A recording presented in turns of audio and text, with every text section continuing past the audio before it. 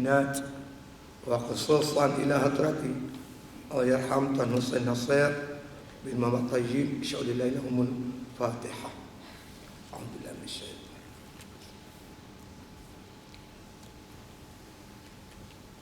إياك نعبد وإياك نستعين. صراط الذين.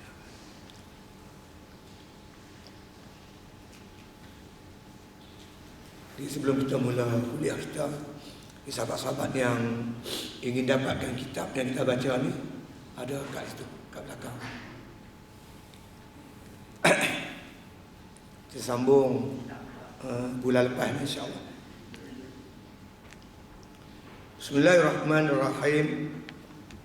Alhamdulillahi rabbil alamin. Wassalatu wassalamu ala asyrafil anbiya wal mursalin wa ala alihi wa sahbihi ajma'in. Qala musannif rahimahullah ta'ala fi kitabih. Muka depan sekali itu 2, 4, 6, 8, 10 baris daripada atas. Wa ba'du. Adapun kemudian daripada itu, maka inilah suatu risalah yang kecil pada menyatakan beberapa makna dan beberapa faedah bagi beberapa lafaz yang beredar atas agama Islam, yang jadi dengan dia berbeza setengah yang demikian itu daripada setengahnya. Yang hamba pungut akan dia daripada kitab Maniyatul Faqir Al-Mutajarrad atas matan Jurumiyah bagi Syekh Abdul Qadir bin Ahmad Al-Kawhini, dan kitab Jami'un li Usul fi Awliya'i, yaitu bagi Syekh Ahmad Al-Kaman Khawani, dan kitab Kibriyatul Ahmad wal Aksir Akbar bagi Sayyidina As-Sayyid Abdullah bin Abi Bakar Al-Idrus, dan kitab Ar-Risalah Qushairiyah bagi Imam Abil Qasim Abdul Karim bin Hawazin Al-Qushairi, dan matan Nasfi dan matan Ummu Barahim, dan beberapa syarah bagi keduanya. Ini sambung. Hari itu ni musannif dia mulakan kitab ni dengan bismillah, alhamdulillah, dan selawat dan salam ke atas Nabi sallallahu alaihi wasallam. Jadi dia memperkenalkan kepada kita isi kandungan kitab yang bernama Usul Tauhid, dikarang oleh Tuan Husin. Tuan Husin ni orang Kedah. Dia buka pondok di Pokok Senau, Butterworth. Dan dia meninggal di Kedah juga. Anaknya iaitu Haji Ahmad Tuan Husin merupakan Haji besar Pulau Pinang. Jadi ini di antara pesaka peninggalan Allahyarham Tuan Husin, iaitu kitabnya yang bernama Usul Tauhid, asal tauhid, perkara asas berkaitan ilmu tauhid. Ya. Dia kata adapun kemudian daripada itu, maksud wa ba'du, kemudian daripada itu, kemudian setelah bismillah, alhamdulillah, dan selawat dan salam ke atas Rasulullah. Inilah suatu risalah. Dia nak memperkenalkan risalah ini. Ini sebuah risalah. Risalah ni mana kata kitab kecil. Dia bukan kitab, dia risalah ni mana kata kitab nipis lah. Dia tak besar. Risalah yang kecil. Dia kata pada nak menyatakan beberapa makna dan beberapa faedah, dia kata bagi beberapa lafaz yang beredar atas agama Islam. Kitab ni nak menceritakan makna-makna, pengertian-pengertian, lafaz-lafaz, perkataan yang beredar dalam agama Islam kita. Kalau kita mengaji ilmu matematik, dia ada istilah-istilah perkataan yang digunakan. Begitu juga berkaitan dengan pelajaran sejarah, dia ada perkataan-perkataan yang digunakan pakai dalam ilmu sejarah. Begitu juga dalam agama ni, dalam ilmu usuluddin dia ada istilah-istilah yang kalau kita tak mengaji ilmu usuluddin, kita tak tahu apa makna dia. Begitu juga berkaitan dengan ilmu fiqh. Dia ada istilah-istilah yang tertentu yang digunakan pakai dalam ilmu fiqh. Begitu juga ilmu tasawuf. Kan? Diguna ada kata-kataan dia, kalau bukan orang yang makna mengaji dia tak faham apa maksud dia. Sebab itu kadang-kadang orang mengaji bahasa, dia mengaji lughatul Arabiah, tapi dia tak mengaji ilmu fiqh. Dia tak boleh nak reka-reka. Dia ada kaedah-kaedah dia. Bukan mesti seorang yang pandai bahasa Inggeris dia faham sains dah. Dia kena mengaji ilmu sains. Kita pandai bahasa Inggeris, tapi tak mengaji sains. Istilah-istilah sains yang diguna dalam ilmu sains tu, orang mengaji bahasa dia tak faham. Itu yang setengah-setengah kadang-kadang sekarang ni, dia ambil lughatul Arabiah, dia nak bercakap pasal fiqh. Lintang bukan, dia ilmu apa? Walaupun dia ada PhD. Fiqh tanya mufti. Mufti mengaji sungguh bab fiqh. Lepas tu dia ada fakulti dia. Usuluddin, fiqh, tasawuf, tafsir, hadis dan sebagainya. Ni kita tak masuk bidang tu, tapi terjun lebih. Macam kita belajar kungfu lah, kungfu, tai chi, silat, dia kan sama, dia berlain. Dia cara dia lain. Ni yang jadi hari ni. Kita tengok oleh kerana dia dah doktor, PhD, bukan main nak campur tangan. Bab ni. Tak boleh, dia kena ahli dia. Sebab tu Syekh Tuan Husin ni beritahu, dia nak ceritakan tentang beberapa lafaz, perkataan, makna yang beredar dalam agama Islam, khususnya ilmu usuluddin. Itu dia. Macam saya buat contoh satu lah, istilah digunakan pakai oleh ulama tasawuf, khawatir. Khawatir. Bahasa Melayu panggil khawatir. Khawatir yang kita faham tu dengan khawatir dalam ilmu tasawuf tu tak sama. Khawatir ni dia plural, jamak bagi perkataan khawatir.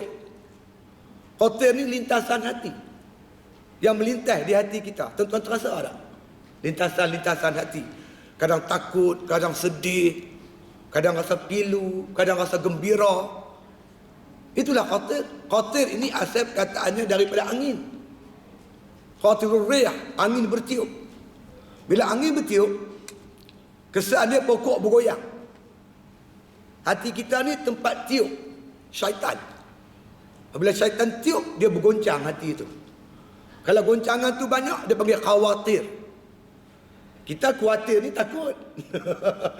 Jauh beza dia, tak sama. Dia tak sama. Sebab itu dalam istilah-istilah ni, banyak makna kata digunakan oleh ulama tasawuf pada makna-makna yang tertentu. Bukan sebarang-barang makna. Kan? Yang beredar dalam kitab ni. Itu dia. Baik. Yang beredar dalam agama Islam, yang jadi dengan dia berbeza setengah. Dia kata yang demikian itu daripada setengahnya. Dengan istilah-istilah ni membezakan satu dengan lain. Beberapa contoh, kita mengaji kitab fiqh. Halal haram. Halal haram ni bezalah kan. Halal ni begini, boleh ambil, yang haram tak boleh ambil. Wajib sunat. Dia dua yang berbeza. Dengan istilah-istilah ni memberikan makna yang berbeza. Kita mengaji ilmu usuluddin, ada wajib, ada mustahil. Allah Ta'ala wajib bersifat kuasa, mustahil dia lemah. Lemah tu lain, kuasa tu lain. Sebagai contoh kan. Dengan istilah-istilah tu membezakan satu dengan satu yang lain. Maksudnya macam tu. Ya. Yang mana dia kata hamba pungut akan dia. Daripada kitab Maniyatul Faqir Al-Mutajarrad. Jadi makna dia bukan dia karang, dia kutip-kutip daripada kitab-kitab yang lain. Tuan Husin ni ambil kitab ni sikit, ambil kitab ni sikit, dia susun duduk dalam satu risalah atau kitab kecil dia. Dia tak mengaku kata dia punya, dia pun ambil kat orang. Itu perangai ulama-ulama dulu. Dia bersifat tawaduk. Dia tak mengaku kata dia karang, dia mengaku dia ambil sana, dia ambil sini, dia kutip sana, kutip sini, dia tulis dalam satu, dia susun saja. Dia bukan karang, dia sebagai seorang penyusun. Kadang-kadang tuan-tuan, ada kitab-kitab lama ni, dia tidak ada pengarang. Dia tulis itu Al-Fakhir Ilallah. Siapa pengarang tak tahu. Banyak kitab-kitab tuan-tuan hebat-hebat yang kita tak tahu siapa pengarang. Dia menyembunyikan dirinya, tak sebut namanya kerana takut riak ataupun ujub. Sekarang ni janganlah dia tulis nama besar-besar, lepas tu bubuh lagi tu PhD dah, apa MA lah, BA lah, JKR lah, PWD semua dah masuk. Dulu dia bangsa paling tinggi, dia bangsakan dirinya al-faqiru ilallah, hamba yang berhajat kepada Allah Subhanahu wa taala. Gitu. Ini dia ambil dari kitab, antaranya isi kandungan ini, iaitu dia kata aku ambil dari kitab, dia kata kitab Maniatul Faqir. Itu dia. Yang dikarang oleh pada bagi Syekh Abdul Qadir bin Ahmad Al-Kawhini. Dan lagi tempat dia ambil ni kitab Jami'ul li usuli fi awliya illah. Dia ambil daripada kitab Jami' li usul yang dikarang oleh Syekh Ahmad Al-Kaman Khanawi. Mana lagi dia ambil? Dia ambil daripada kitab dan kitab Kibriyatul Ahmad wal Aqsirul Akbar bagi Sayyidina As-Sayyid Abdullah bin Abu Bakar Al-Idrus. 2-3 kitab dia ambil.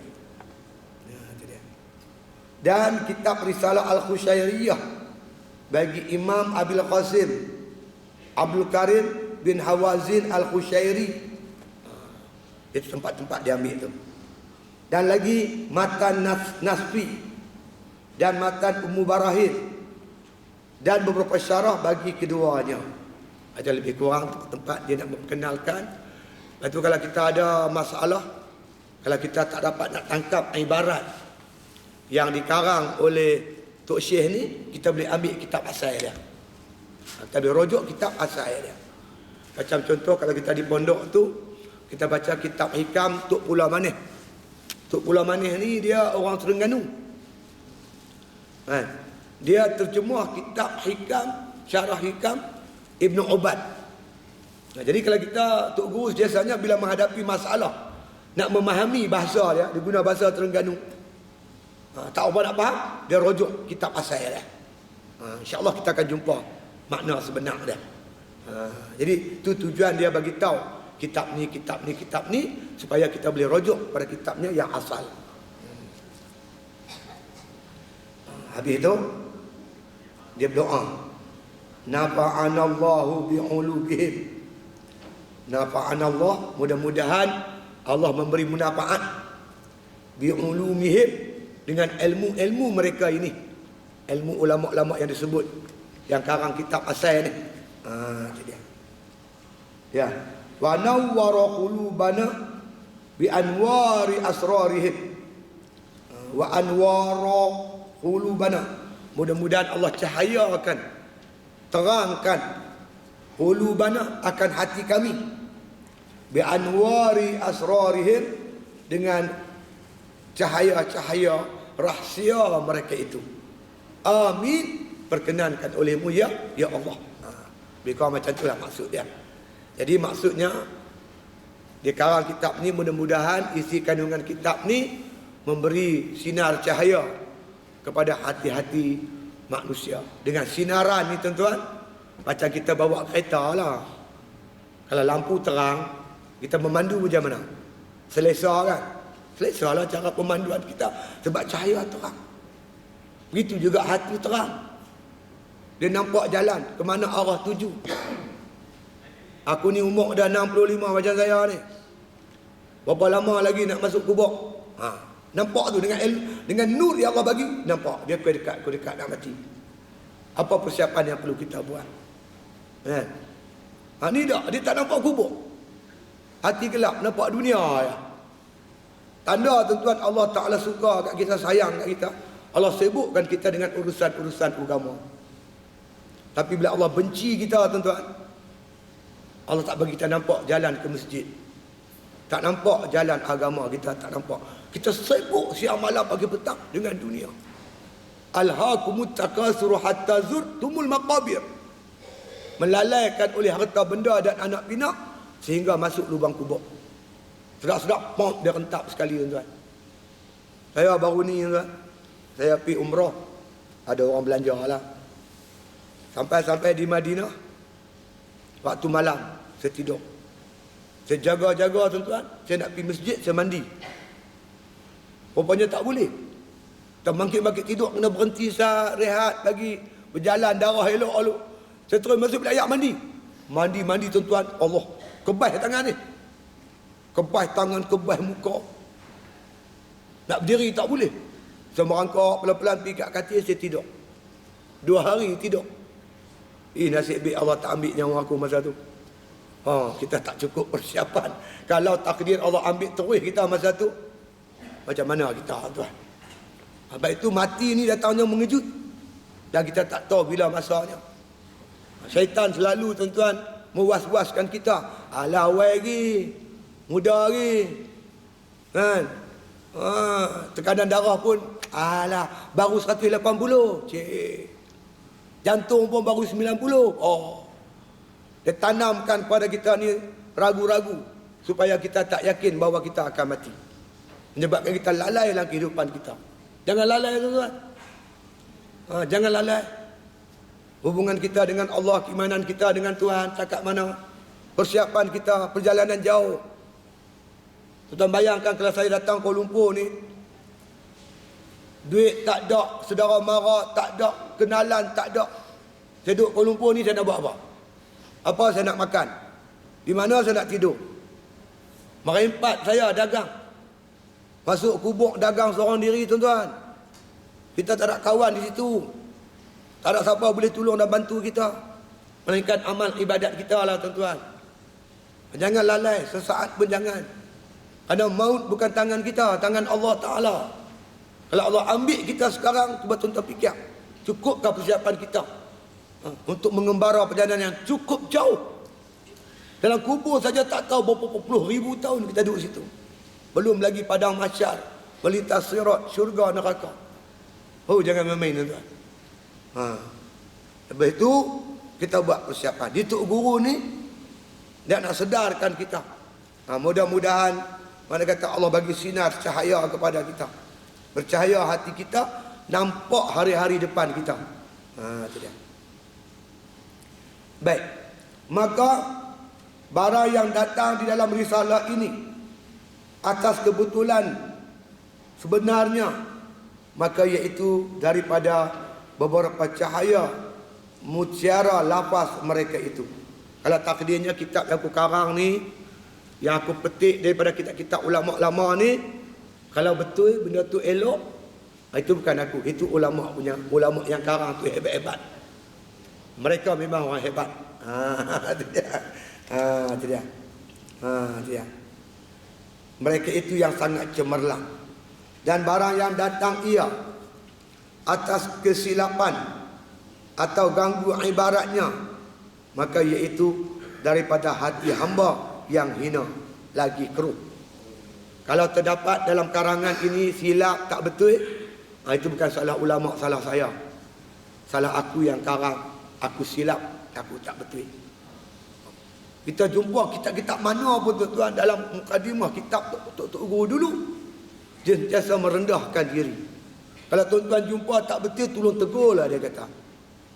Ini hamba yang dhaif, hamba yang lemah. Itu memang sifat tawaduk itu memang ada pada ulama-ulama terdahulu. Mereka sentiasa bersifat tawaduk. Macam Imam Syafi'i tuan-tuan. Imam Syafi'i selepas dia mengaji dengan Imam Malik, dia pergi ke Baghdad nak mengaji kitab Imam Abu Hanifah. Imam Abu Hanifah dah mati, tapi anak murid dia ramai. Dia nak pergi mengaji dengan anak murid Imam Abu Hanifah, kitab Imam Abu Hanifah.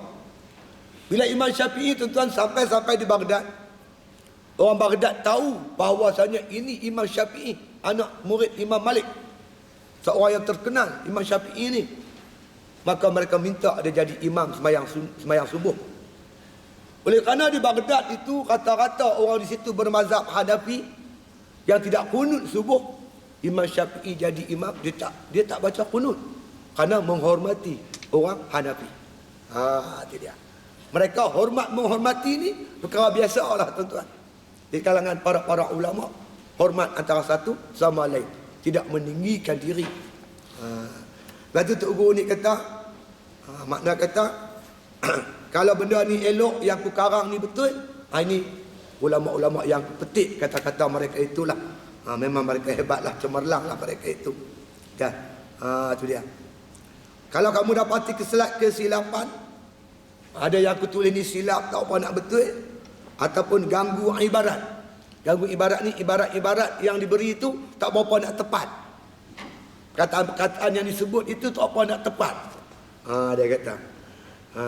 Iaitu daripada hati hamba yang hina lagi keruh. Ini aku silap. Bukan salah siapa, salah aku, silap aku. Dia kata. Maka hamba harap daripada segala ikhwan, yakni saudara-saudara sekalian, yang melihat ia akan cederanya itu membetul akan dia. Jadi tolong bagi pebetul, tak mana tak betul. Tok Guru saya, tuan-tuan, Tok Haji Hitam, dia mengaji di Mekah. Ini dia cerita dalam kitab. Ketika buat kuliah dia cerita. Ketika saya mengaji di pondok dulu. Dia kata ada seorang ulama nama Ibnu Hajar. Ibnu Hajar ni pengarang kitab Tuhfah. Tok Guru saya dia mengaji kitab Tuhfah Ibnu Hajar. Kitab dulu tulis tangan dia. Dia kata kitab Tuhfah ni sama tinggi dengan kitab berdiri. Tinggi dia tu sama tinggi dengan berdiri. Siapa dia Ibnu Hajar? Ibnu Hajar ni seorang ulama di kalangan mazhab Syafi'i. Tuan-tuan sekalian. Di Baghdad lah. Jadi oleh kerana alimnya tu tuan-tuan, khalifah nak lantik dia jadi mufti. Mufti di Baghdad. Dia takut nak jadi mufti, dia takut. Dia tak berani. Maka dia menghilangkan diri. Orang cari dia tak jumpa, tak tahu ke mana dia pergi. Tuan-tuan, satu hari, kalau tuan-tuan pergi masjid di Mekah tu, di masjid Mekah tu, ada orang baca buat kuliah kan. Dia ni tuan-tuan sekalian selalu hadir dalam kuliah masjid di Mekah. Dia duduk, kadang-kadang duduk atas tangga masjid dengar orang buat kuliah. Satu hari tuan-tuan, ada seorang ulama, Tok Guru baca kitab Tuhfah Ibnu Hajar. Baca-baca sampai satu tempat sangkut, tak boleh nak hurai. Dia tak tahu apa maksud sebenar Ibnu Hajar. Dia tak berani nak hurai perkataan tu. Jadi seorang pelajar turun daripada masjid tu. Lalu dekat dia panggil budak tu. Kat mana yang kamu tersangkut tadi ni? Pelajar ni tunjuk ni. Dia ambil pena, dia catat, dia dobit. Besok tu tuan-tuan, bila Tok Guru tu baca lagi kitab, tersangkut kat situ, anak murid dia tunjuk. Jadi Tok Guru ni tengok munasabah, cara dobit tu munasabah dengan apa yang ditulis dalam kitab tu. Dia kata, siapa yang berani dobit kitab Ibnu Hajar ni? Maka kata pelajar ni, orang tua duduk atas tangga. Kan senang-senang ni nak tulis apa ni kitab fiqh, silap faham zat lagi kot tak kena. Akhirnya kes ni tuan-tuan sampai membawa kepada Gubernur Mekah ketika itu. Gubernur Mekah tanya, siapa kamu yang berani mendobit kitab Ibnu Hajar? Pada dia lah Ibnu Hajar. Dia kata, saya tak tahulah, saya ni yang saya mengaji macam ni lah, saya faham. Dia kata, oleh kerana masalah tu tak selesai tuan-tuan, maka Gubernur tulis surat kepada Khalifah di Baghdad, minta Khalifah jemput Ibnu Hajar datang ke Mekah untuk menyelesaikan masalah yang tak boleh selesai ni. Khalifah jawab, Ibnu Hajar dan menghilangkan diri begitu lama. Jadi kerana tekan kamu siapa-siapa, akhirnya dia mengaku dia Ibnu Hajar. Khalifah daripada Baghdad datang ke Mekah tuan-tuan, nak saksikan sendiri betul ke laki-laki ni Ibnu Hajar. Allah tuan-tuan, Khalifah peluk Tok Guru, buat Tok Guru jadi macam ni. Tuan-tuan, orang nak lantik jadi mufti lari. Lah ni tu dia minta borang. Punya takut. Tok Guru saya tuan, Tok Haji Hitam, dia mengaji di Mekah 30 tahun. Dia balik-balik ke Kedah, tuan-tuan sekalian, pihak pejabat agama nak lantik dia jadi qadhi al-ustaz. Dia kata tak berani. Dia cukup takut. Mereka cukup takut dengan jawatan. Mereka cukup bimbang. Kalau dia pegang jawatan, dia mesti beramanah dengan jawatan dia. Tak boleh dia pusing-pusing kona-kona, tak mau. Cakap terang-terang. Ni ada adab ilmu yang dipegang oleh ulama-ulama dulu. Saya pergi baru ni tuan-tuan. Saya pergi buat umrah. Saya melawat satu museum. Dalam museum tu penuh kitab. Saya tengok kitab-kitab yang dalam museum tu, kitab-kitab biasa mengaji dulu. Tapi rupanya di Saudi tuan-tuan, kitab ni dah masuk museum. Orang tak baca dah kitab-kitab lama. Semua kitab masuk museum. Duduk dalam museum. Kitab bukan duduk museum, kita kena baca dah. Ini hasil peninggalan ulama-ulama terdahulu, hebat-hebat karangan mereka itu. Jadi kalau aku tak betul, kamu tolong perbetul, kata Tok Guru, Tuan Husin ni. Ya. Itu dia. Kemudian daripada tiada dapat lagi hendak menanggung akan dia. Jadi makna selagi boleh tanggung, tak betul tak apalah. Tapi kalau dah nak tak boleh nak terima dah kataan ni, memang tak betul sungguh, tolonglah betul bagi elok. Jikalau dia kata dengan barang yang terlebih jauh dan dhaif sekalipun, walaupun cara betul itu mana kata orang kata tak apa nak tepat ke, ataupun ada betul sikit-sikit pun jadilah. Kalau aku buat tak kena, kamu tolong perbetulkan, maksudnya macam tu. Itu dia. Itu sekalipun daripada segala qaul, perkataan. Wala haula wala quwata illa billahil aliyil azim.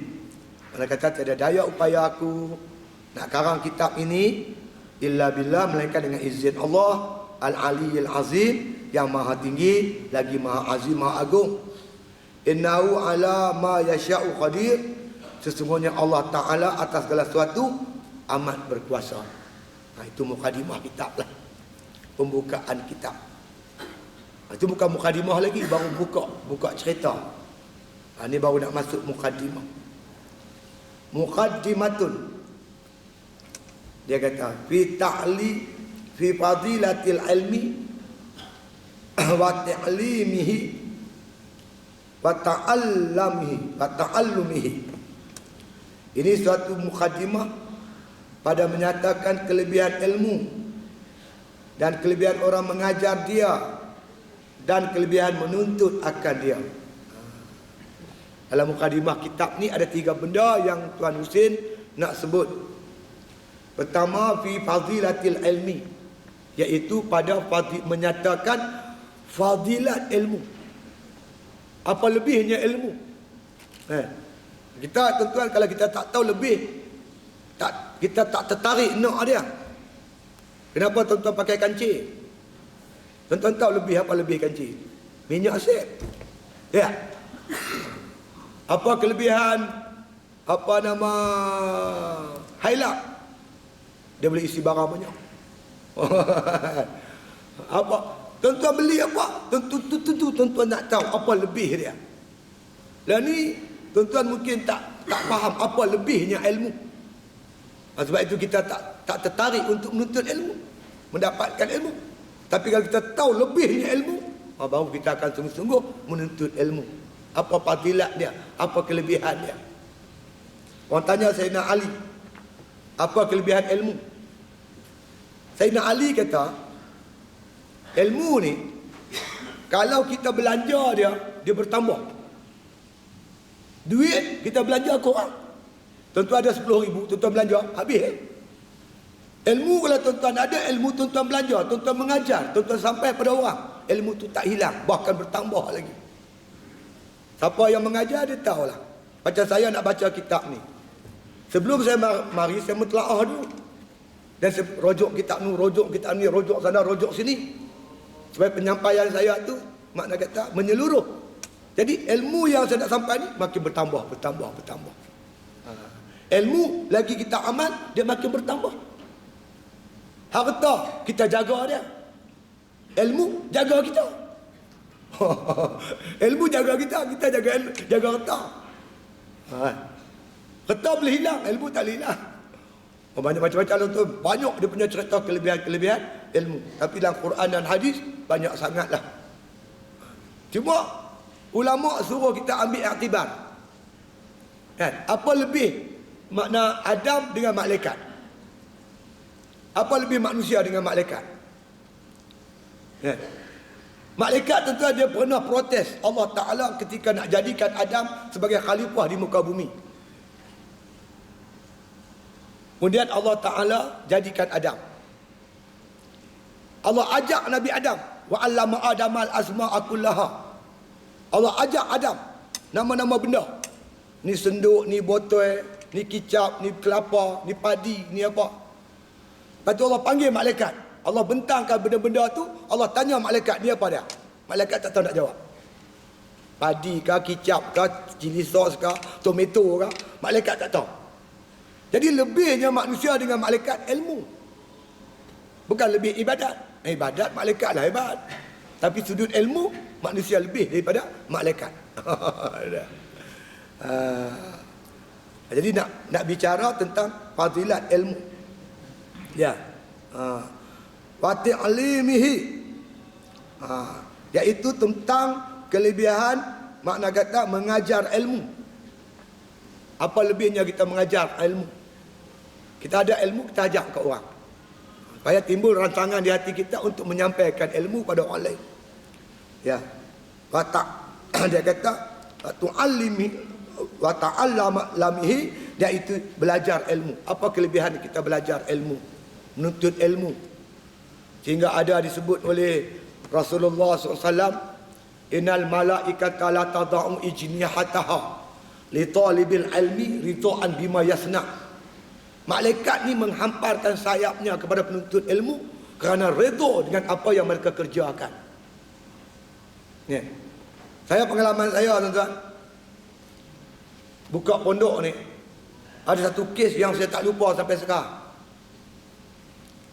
Satu hari tuan-tuan, datang sebuah teksi ke pondok saya. Keluar dari teksi itu seorang perempuan tua dan seorang anak muda umur lebih kurang 20 tahun. Dia nak masukkan anak dia ke sekolah saya. Sekolah saya masa tu ambil pelajar-pelajar paling tinggi pun umur 15 tahun. Yang ni 20 tahun. Dia merayu kat saya supaya terima anak dia mengaji. Dia datang pada Kuala Lumpur. Kemudian tuan-tuan, duduk lebih kurang dalam 2-3 minggu. Budak ni demam tuan-tuan. Dia demam. Bila dia demam, sebelum dia masuk tu memang saya ambil rekod dia. Ada penyakit-penyakit kronik apa kan. Mak dia kata tak ada, anak dia sihat. Tak ada sakit masalah apa.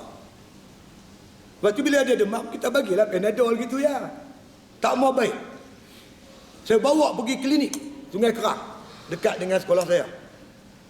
Sampai klinik tuan-tuan, doktor cek budak ni. Doktor marah kami. Awak teruk macam ni bawa datang, dia kata, baru awak datang. Kenapa awal-awal tak bawa datang? Saya kata, dia kena sakit apa? Doktor pun tak mau layan saya, terus ambil ambulans, hantar pergi hospital Taiping. Pergi hospital Taiping, doktor marah saya lagi. Oh, saya heran, kok mana cerita ni? Lama tuan-tuan masuk, wayar-wayar masuk tangan dia. Badan dia bengkok. Badan dia bengkok tuan. Kemudian, kontak mak dia. Mak dia datang. Lebih kurang 2 hari lepas tu, budak ni mati tuan, meninggal. Kemudian kami ni bawa 2-3 van, iringi beg jenazah. Ni, dekat ni. Apa Greenwood. Rumah dia dekat Greenwood. Sampai sana malam tuan-tuan. Yang peliknya tuan-tuan, jiran-jiran dekat-dekat rumah siapa pun tak mari. Kami lah baca Yasin lah, buat tahlil lah begini. Besok kami yang datang pada pondok, kami yang uruskan jenazah dia. Dia orang situ cuma korek kubur. Semua kami urus. Masa duduk ke bumi mayat tu, ada seorang doktor duduk sebelah saya. Doktor ni nama Dr. Jenna. Dia ni kerja hospital Kuala Lumpur. Dia ni selalu ikut kuliah saya. Kalau saya ada kuliah di kawasan wilayah ni, dia ikut kuliah saya selalu. Saya bersembang dengan dia. Dia kata kat saya, Ustaz, budak ni passion saya, dia tahu. Dia ni keluar dari pusat serenti. Dan dia menghadapi masalah yang cukup kronik, dia tahu. Pada ikut kajian dia kata paling lama budak ni boleh hidup 6 bulan. Paling lama. Saya terfikir-fikir, apa yang boleh bantu budak ni? Dia kata, saya teringat Ustaz. Ustaz selalu baca satu hadis. berkaitan dengan ilmu, saya suka baca satu hadis. Man ja'al mautu wa yatlubul ilma liyuhayya bihil Islam fa bainahu wa bainal anbiya'i fil jannah darajatan wahidah. Nabi kata siapa mati dalam keadaan dia sedang menuntut ilmu, tujuan dia menuntut ilmu itu liyuhayya bihil Islam, kerana nak menghidupkan agama Islam.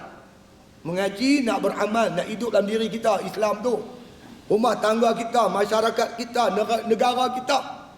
Tengah-tengah mengaji kita mati. Apa kata Nabi? Fa bainahu wa bainal anbiya'i fil jannah darajatan wahidah.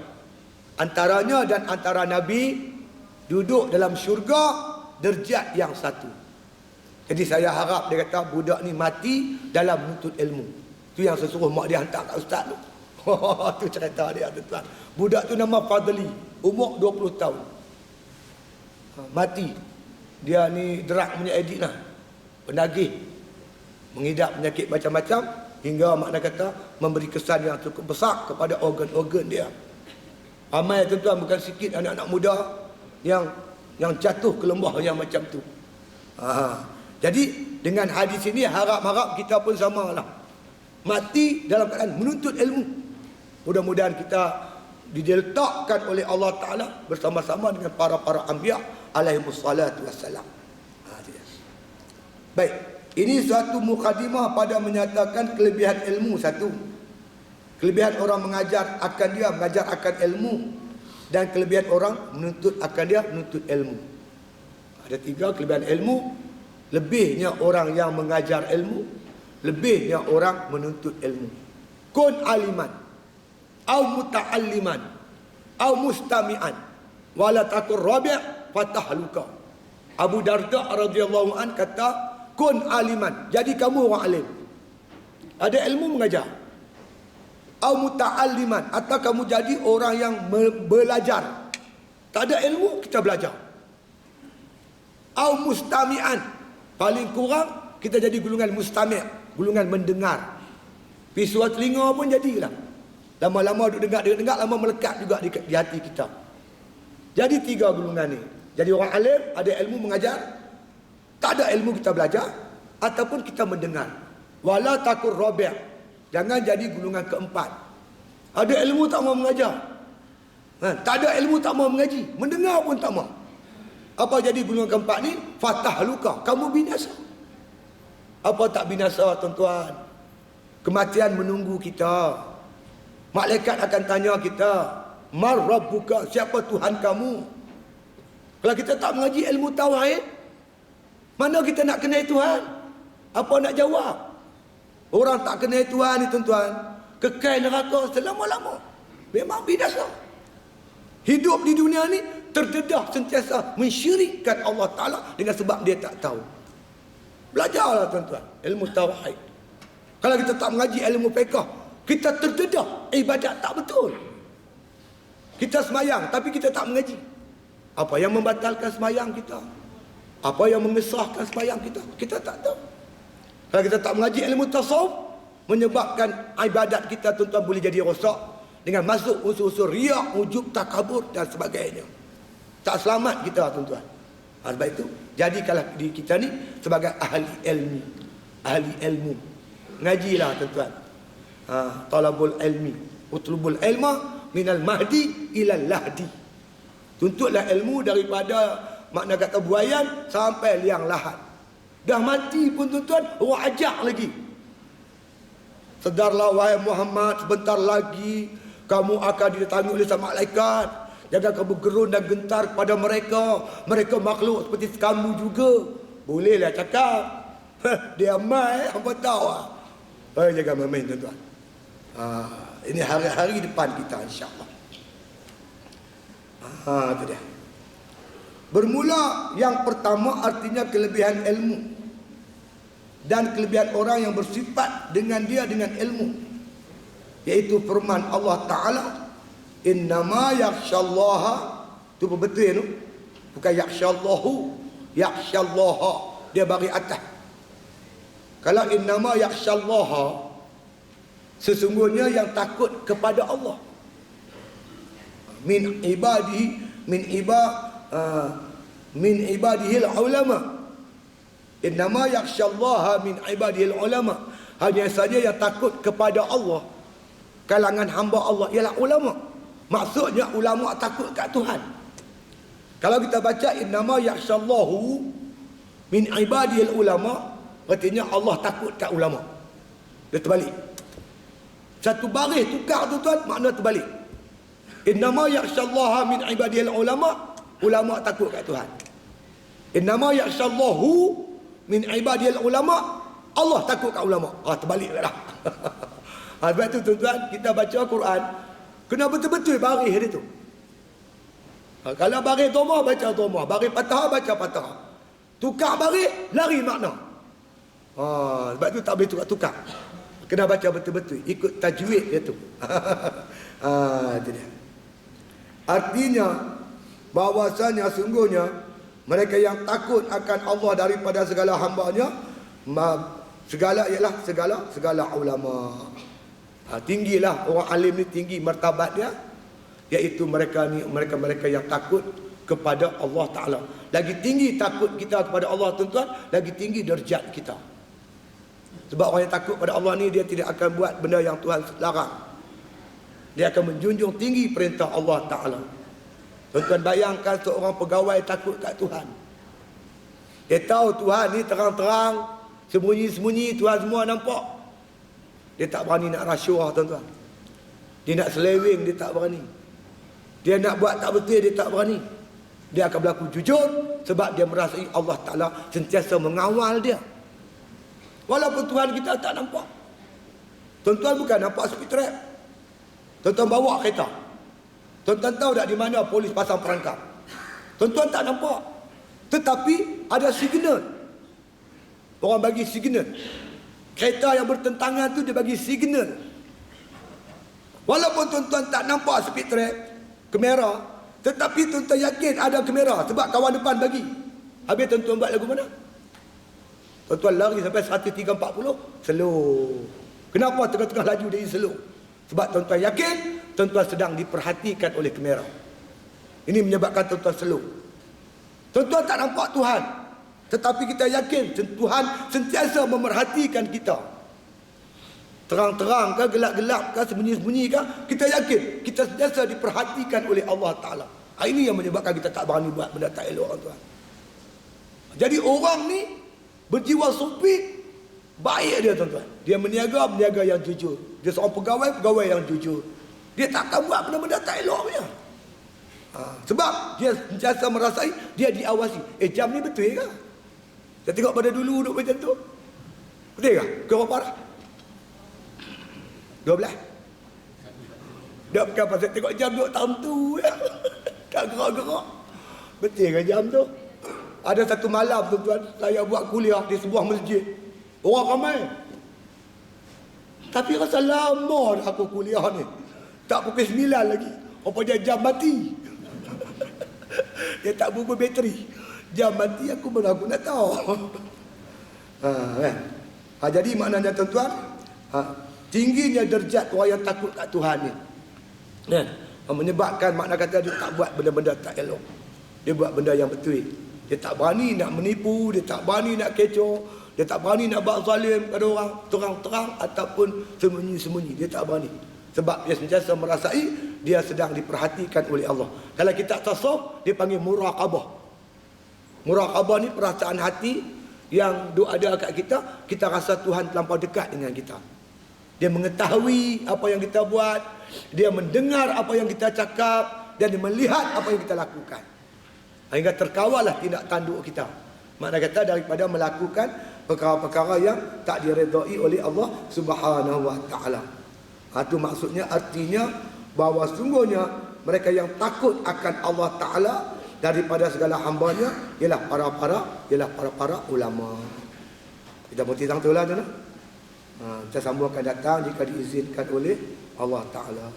Kitab tu ada sikit lagi. Kalau tuan-tuan nak boleh ambil lah. Guna kitab ni pasal apa? Tuan-tuan boleh catat.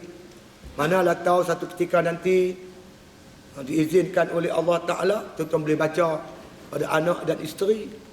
Saya pun asal tuan-tuan bukan mengaji agama. Saya mengaji sampai tingkatan 6. Sekolah terakhir saya Yayasan Anda Kampung Baru. Cuma masa ketika saya dapat keputusan keperiksaan, dapat result agak bagus, full cert, boleh masuk universiti. Tapi dalam masa yang sama saya ditukarkan ke Kedah. Duk saya sewa dekat dengan pondok. Oleh kerana duk kerap di pondok tu, tertariklah hati saya untuk mengaji pondok. Tu mula mengaji pondok tu. Saya tak tahu juga baca jawi, tak tahu apa, tak tahu. Bila lama-lama alhamdulillah. Di pondok saya ada seorang engineer tuan-tuan. Dia mengaji Universiti Perlis. Namanya Syakir. Dia tuan-tuan sekalian, saya sembang dengan pak dia. Bila saya nak buka kelas pondok, dia bagi tahu pak dia nak letak jawatan. Dia kerja kelang. Dia nak berhenti kerja sebagai seorang engineer, nak masuk pondok. Pak dia kata boleh kan ni? Pak dia macam tak yakin. Mengaji ikut lain, nak pergi ikut lain, ikut mana? Dia kata kat pak dia, saya nak cuba 5 tahun. Kalau tak berjaya, saya masuk balik kerja saya. Alhamdulillah tuan-tuan, hari ni dah masuk 4 tahun. Tak menang tangan, orang panggil dia mengajar. Allah, sibuk dia. Saat orang ni panggil, saat orang ni panggil. Tapi dia tekun sungguh mengaji. Dia rakam kuliah saya, dia rakam. Dia dobit, dia catit, nota-nota dia buat. Alhamdulillah dengan izin Allah Ta'ala tuan-tuan. Sekarang ni, ramai orang panggil dia mengaji kitab Ilmu Usuluddin. Kitab Matan Ilmu Barahin. Kitab tu khatam dah di pondok. Dia berguna kitab tu untuk mengajar harta ceruk. Ramai orang panggil dia.